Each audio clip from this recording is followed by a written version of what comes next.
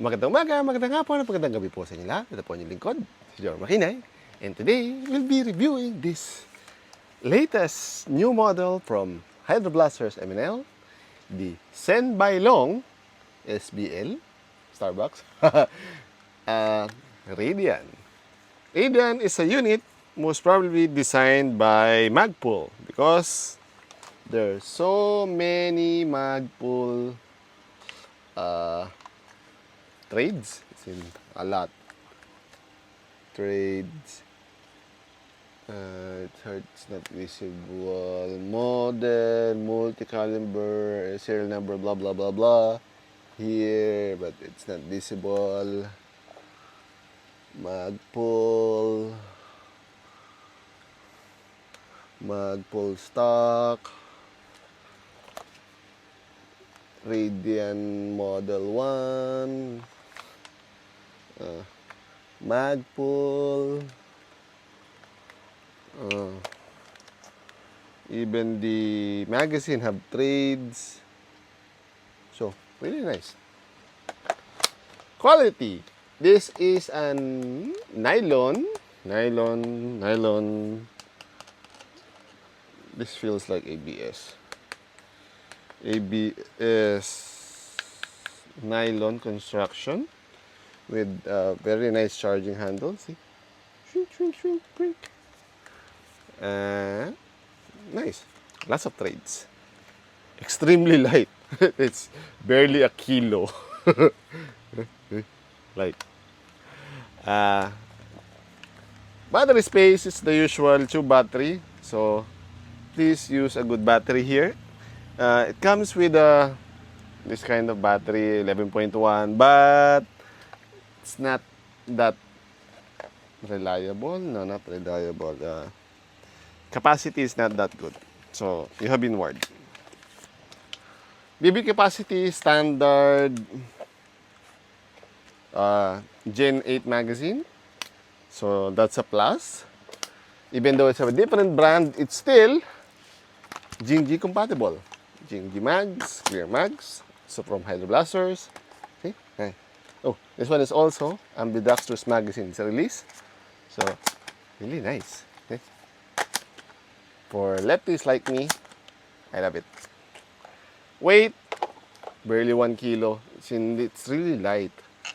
And I have not yet opened this one, but it looks like a V2 type gearbox. Probably. But need to open to be sure. Because it has a bolt latch also. So if you press this, it looks really nice here. And see, and then press. Oops, first lock and then press. Nice. Upgrades, since this is a V2 or a Gen 8 gearbox, there will be lots of upgrade options. But again, please do not do high FPS. Maximum 300 FPS. It will be much better. And other than really light, it's really light. This can easily hit magazine. Can easily hit the semi. Oops. I have no more gels from the testing. Can easily hit the 10-meter marks from here accurately. But again, hop up helps. So, okay. For some reason, the Loudener hop up has been a good seller. Range, easily hits the 10-meter mark, and you'll be also surprised. This is cheap. This is only 4,500.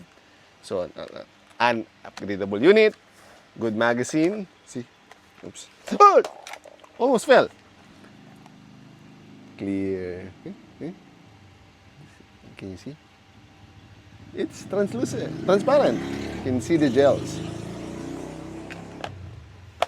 for 4,500. It's really nice. I forgot this is also 220 FPS out of the box. So this is a very good contender for entry-level upgradable unit that anyone can use. Very light, shoots good, have upgrades, really nice. I don't know if this still have stocks at, what's that sound? At Hydro Blasters, but I will not be surprised if this becomes out of stock anytime soon. Anywho, if you have any comments, suggestions, violent reactions, do not hesitate to put them down in the comment section down below and I'll answer it as soon as possible. So muli, paalam!